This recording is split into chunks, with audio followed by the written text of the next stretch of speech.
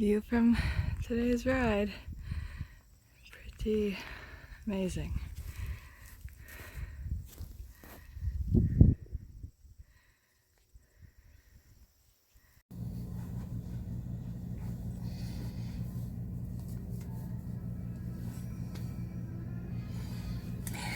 Hey guys, it's Victoria with Nutrition by Victoria, back for another video. Today's video is going to be my Get Fit tip number 3.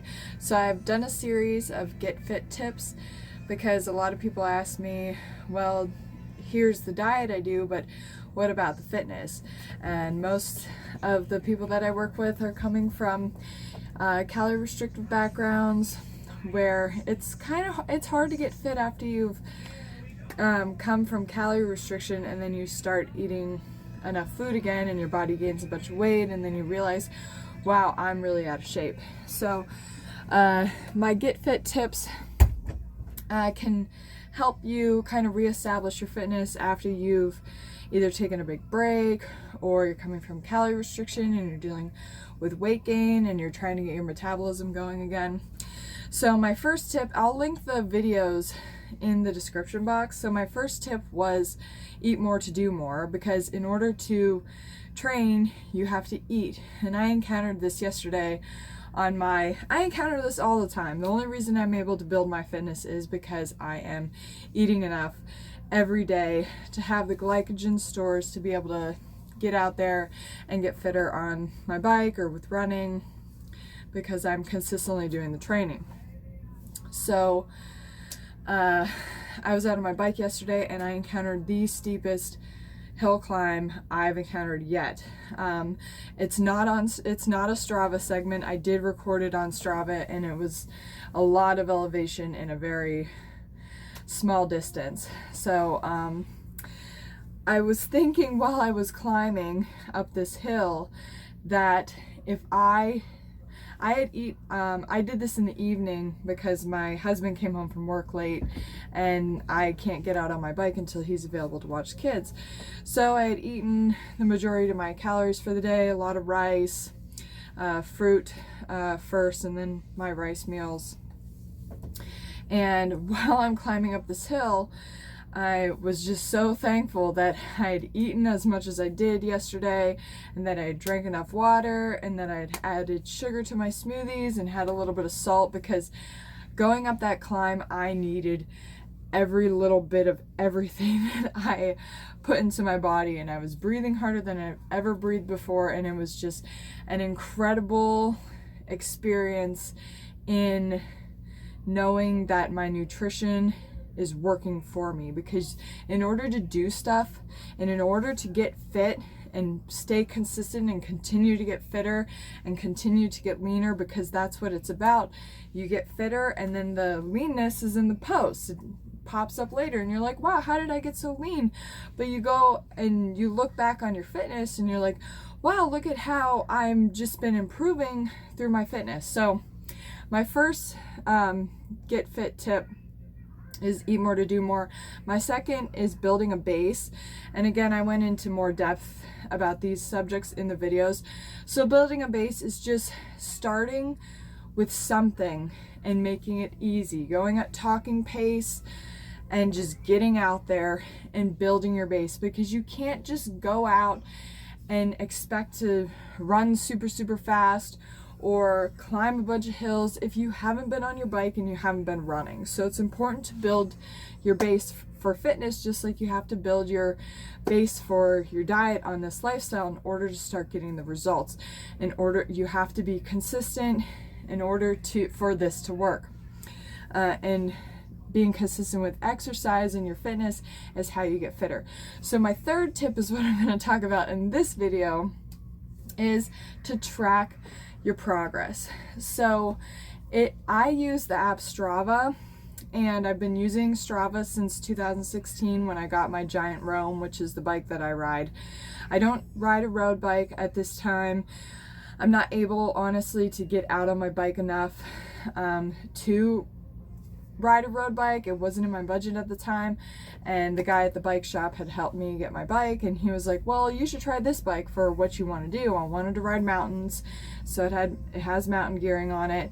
I end up riding a lot of gravel roads, especially when I'm out camping, so it has the tires and the brakes for that. I have hydraulic disc brakes, and honestly, my bike can go almost as fast as a road bike. I end up passing a lot of road bikes when I'm on the flat, like nicely paved streets.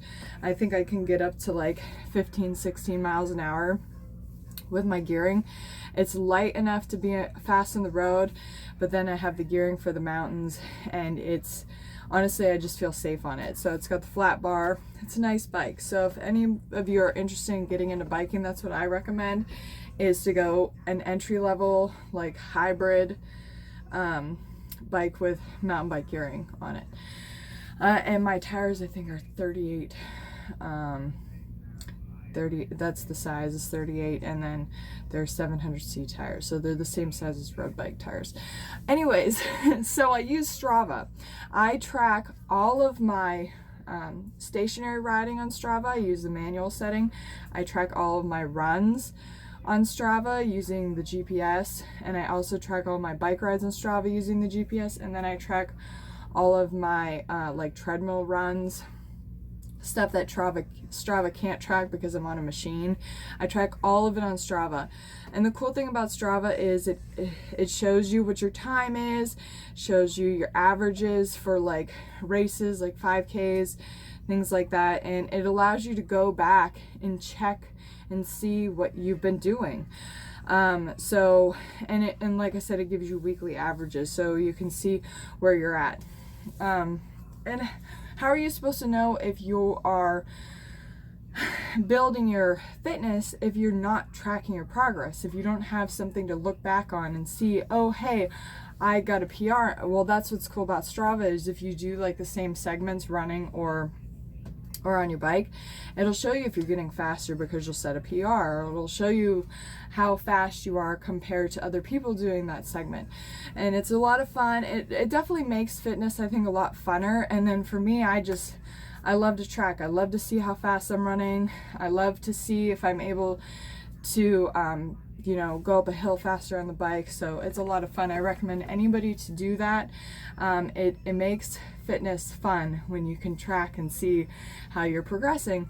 And if you don't have Strava, or you're doing things that Strava can't track for some reason, or you're doing like a segment that's not on Strava, a good place to look to track your progress too is just based on how you feel.